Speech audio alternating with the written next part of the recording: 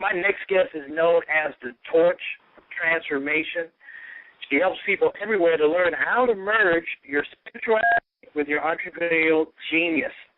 Please welcome to the show, without further ado, Miss Amethyst Wyldfyre. Amethyst Wyldfyre. It's all good, Clark. You know, I was just sitting here listening to Manifest Rod, thinking about how it was really, really cool that he was on right before the fire. Oh, you know what? That is outstanding. Wow, I'm stoked. Yes. Hey, welcome to the show. You are an author, a healer, an artist, performer, therapist, and so much more. I got to ask you, where did you discover your ability to connect your psychic and spiritual connection? Well, Clark, I, kind of discovered that about a dozen years ago, maybe a little less than a dozen years ago. I was a real estate developer back in the late 90s and into the early 2000s, and went through an awakening experience in 2002, and as a result of that, discovered, lots and lots and lots of unmanifested gifts that were laying dormant within me. And one of the things that, I loved what I was hearing about the skincare and about what Manifest Raw was saying about staying cool and being cool. And one of the things that I'm here to share with people is, it is about taking care of yourself. It is about that deep, both physical self-care as well as spiritual self-care, and a lot of what my message is, Clark, is really about not just helping people to survive 365, but let's change the name to Thrive 365. You know what I'm saying? And the best way to do that is by having that internal marriage between your spirituality and your practicality, between your physical body and your light body, your soul body. And that's a lot of the work that I'm here to do. So it was really cool to have Nefertiti and Manifest right before we got a chance to talk. And I'm just so delighted to be here, and I want to serve you and your peeps in any way I possibly can tonight. So where would you like to go?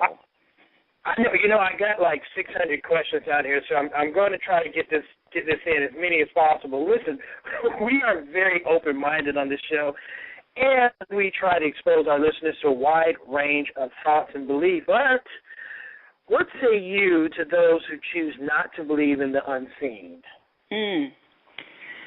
That's a really good question, Clark. So, you don't see the wind, but it's there. And, we're talking about elements today, right? We're talking about cool, we're talking about hot, we're talking about fire, we're talking about water.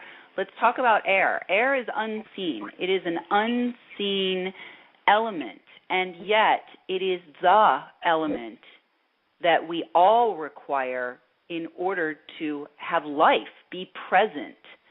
So the single most important element for life to be present is the breath. And that is unseen. Love it. So for those who are questioning the unseen, maybe you should just stop breathing and find another planet to be on.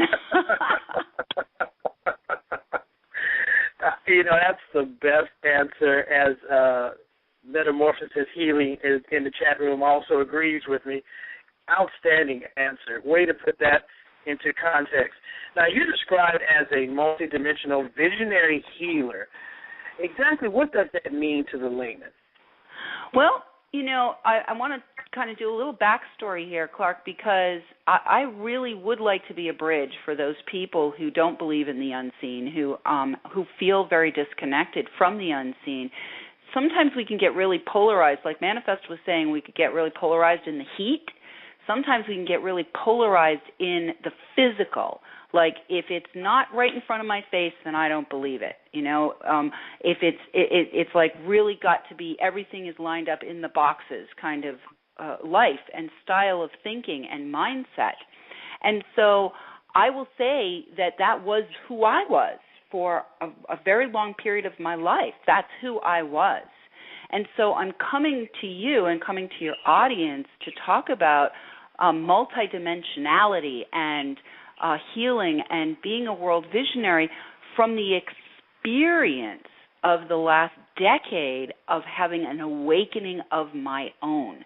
And the woman that I was a decade ago would have been probably never even listened to a show like this, first of all, but second of all, would have been completely like, oh my God, if I had to be listening to a show like this, like if I was in a train station or something and they were playing it and had no choice, I would have been like, those people are whacked.